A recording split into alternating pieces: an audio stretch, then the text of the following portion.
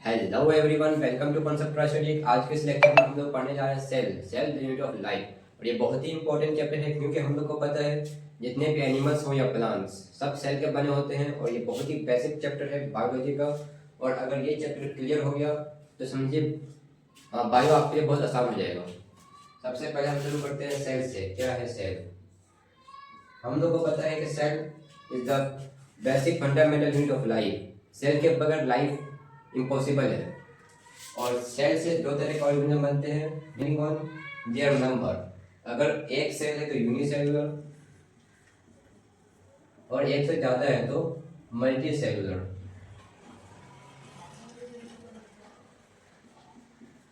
इनके नाम से ही पता चलता है मल्टी मतलब एक से ज्यादा होगा सेल। मल्टी सेलुलर में जो काम सब होंगे जैसे कि रिस्पायरेशन हो गया, डाइजेशन हो गया, ये सब बहुत सारे सेल या टिश्यू या ऑर्गन मिलके करेंगे। और इसमें डिवीजन ऑफ लेबर दिखाया जाता है। यूनिसेलुलर में ऐसा नहीं होता है। यूनिसेलुलर में सिर्फ एक ही सेल होगा जो सब काम करेंगे, रिस्पायरेशन हो, डाइजेशन हो, इस तरह के जितने भी बॉडी में फंक्शंस होते हैं सब एक ही सेल करेगा। इसके बाद आता है सेल की डिस्कवरी। सेल की डिस्कवरी सबसे पहले किए थे रॉबर्ट हुक ने।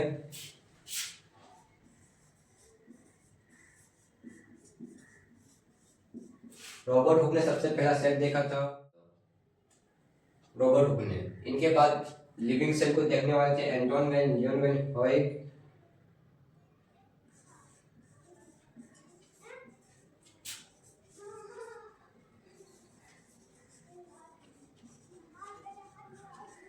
इन्होंने फिर सबसे पहला लिविंग सेल देखा क्योंकि इनके पास अपना ही बनाया हुआ एक अच्छा माइक्रोस्कोप था जिससे कि वो लिविंग सेल को देख पाए।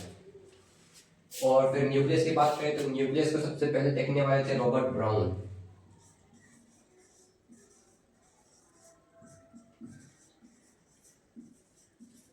रॉबर्ट ब्राउन ने सबसे पहले न्यूक्लियस की खोज की। इसके बाद हम लोग पढ़ेंगे अब सेल थ्योरी।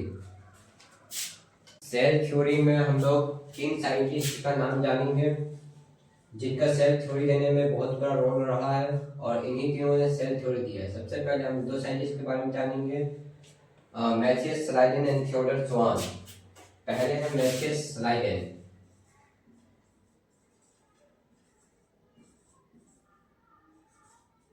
मैथियस स्लाइडेन ये जर्मन बॉटनिस्ट थे। तो इन्होंने बॉटनिस्ट थे तो हमको इनके काम से पता चलता है कि ये प्लांट पे अपना थ्योरी देंगे। इन्होंने ये थ्योरी दिया कि every plant is made up of cell. इसके बाद हम मैथियस स्लाइडेन के बाद थियोडर स्वान पढ़ेंगे।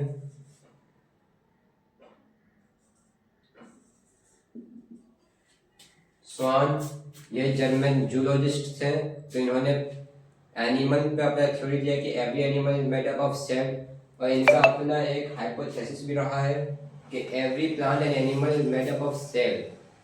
तो इन्होंने अपना हाइपोथेसिस भी दिया और फिर इन दोनों ने मैथियस स्लाइडेन ने थियोडर स्वान ने मिलकर इसे प्रूव किया कि हाँ भाई हम सही हैं।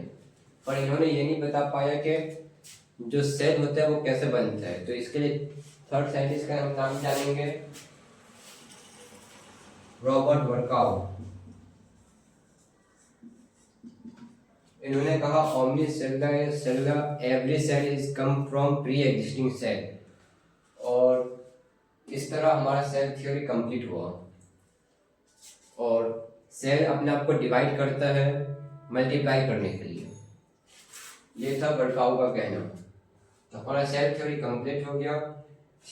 मैथियस स्लाइडेन ने 1838 में अपना थ्योरी दिया और स्वान ने 1839 में। मैथियस स्लाइडेन ने प्लांट पे अपना थ्योरी दिया कि थियोडर स्वान ने एनिमल्स पे दिया और एक हाइपोथेसिस भी दिया 1839 में। रॉबर्ट वर्काउ ने 1885 में ये कहा omni cellular cellular every cell is come from pre existing cell. अब हम लोग पढ़ेंगे सेल के types on the basis of कि वो कितने एडवांस से कितने डेवलप्ड हैं। तो सेल के 2 टाइप्स होते हैं, प्रोकार्योटिक सेल और दूसरा होता है यूकार्योटिक।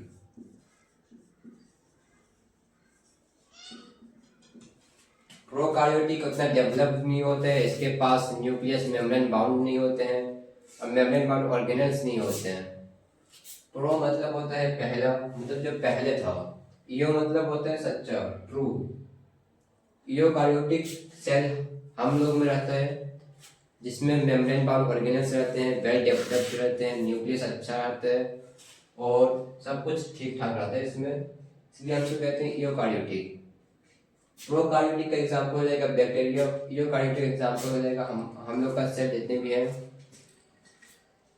ज्यादातर यूकार्योटिक होते हैं, ठीक है। इसके बाद हम लोग पढ़ेंगे सेल। एक होता है एनिमल सेल और दूसरा होता है प्लांट सेल। इस दोनों में कुछ खास डिफरेंस नहीं होता है। डिफरेंस होता है सेल वॉल का। प्लांट सेल में सेल वॉल प्रेजेंट होगा, एनिमल सेल में सेल वॉल एब्सेंट होगा। इसके डिटेल्स में हम बाद में पढ़ेंगे।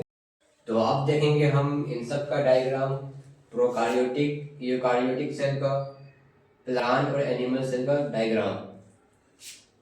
तो इस दोनों में हम देख सकते हैं कुछ ज़्यादा डिफरेंस नहीं है प्रोकार्योटिक और यूकार्योटिक में, सिवाय इस न्यूक्लियस के। न्यूक्लियस इसमें जो वेल डेवलप नहीं है प्रोकार्योटिक में, और यूकार्योटिक में वेल डेवलप्ड है।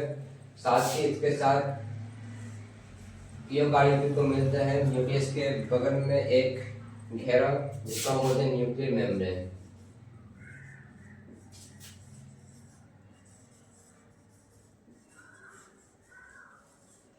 जो कि हमें प्रोकार्योटिक सेल में देखने को नहीं मिलता है।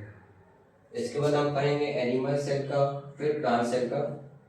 तो इसमें भी कुछ ज़्यादा डिफरेंस अभी हमको देखने को नहीं मिल रहा है, सिवाय ये जो एनिमल सेल है इसमें सेल वॉल नहीं है, इसमें एक एक्स्ट्रा लेयर है, आउटर सेल वॉल है ये।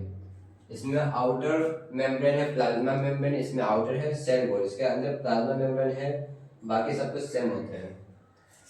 आगे हम इसके बारे में डिटेल्स में पढ़ेंगे। अब हम लोग पढ़ेंगे सेल्स और उनके साइज के बारे में। सबसे पहले आता है माइकोप्लाज्मा। माइकोप्लाज्मा का साइज होता है 0.3 माइक्रोमीटर। माइकोप्लाज्मा का ही एक और कैटेगरी आता है पीपीएलओ, जिसका साइज होता है 0.1 माइक्रोमीटर। तो माइकोप्लाज्मा स्मॉलेस्ट लिविंग सेल होता है। पीपीएल तो स्मॉलेस्ट है ही, क्योंकि ये भी माइकोप्लाज्मा ही है, इसलिए माइकोप्लाज्मा को ही हम लोग क्या बोलेंगे, स्मॉलेस्ट लिविंग सेल। वायरस होते हैं 0.02 से 0.022 0.2 माइक्रोमीटर। ये सबसे छोटे हैं, पर नोटिस करने की बात यह है कि वायरस लिविंग सेल नहीं है, इसलिए लिविंग सेल अभी भी माइकोप्लाज्मा ही सबसे छोटा है।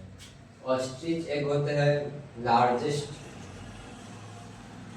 सेल, और नर्व सेल होता है longest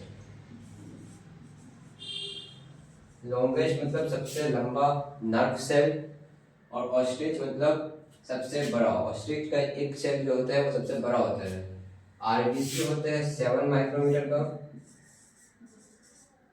RBC 7 micrometer in diameter होता है, ठीक है।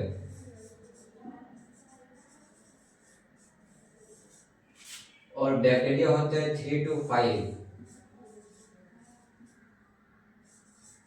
माइक्रोमीटर का। आरबीसी 7 माइक्रोमीटर इन डायमीटर होगा और बैक्टीरिया 3 to 5 माइक्रोमीटर। इसके बाद बचता है यूकार्योटिक सेल।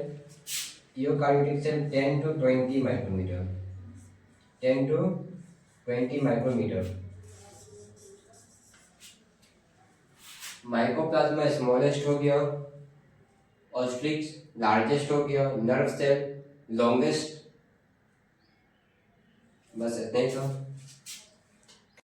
और अब हम लोग पढ़ेंगे आज का लास्ट टॉपिक, सेल्स और उनके सेल के बारे में।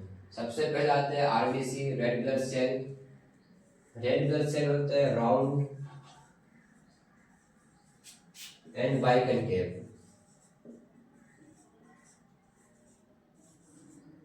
WBC होता है अमीबा जैसा, तो इसको हम बोलते हैं अमीबाइड।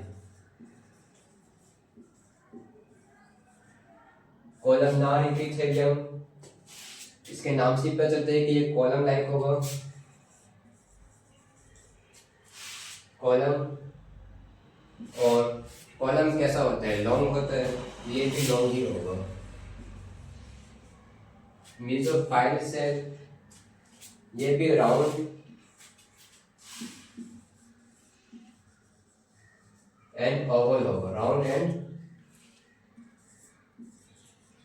ओवल।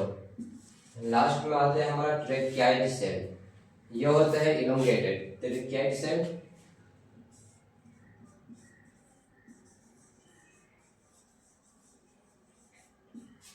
RBC में हम देख सकते हैं R आता है और B आता है, तो R फॉर राउंड और B फॉर बाइकनकेव। आज के इस लेक्चर में हम लोग ने सेल के बेसिक कॉन्सेप्ट्स को क्लियर किया। अगले लेक्चर में हम लोग सेल ऑर्गेनेल्स पे डिटेल डिस्कशन करेंगे। आज का ये लेक्चर अगर आप लोग को अच्छा लगा हो तो इस चैनल को सब्सक्राइब करें। See you in next lecture, bye.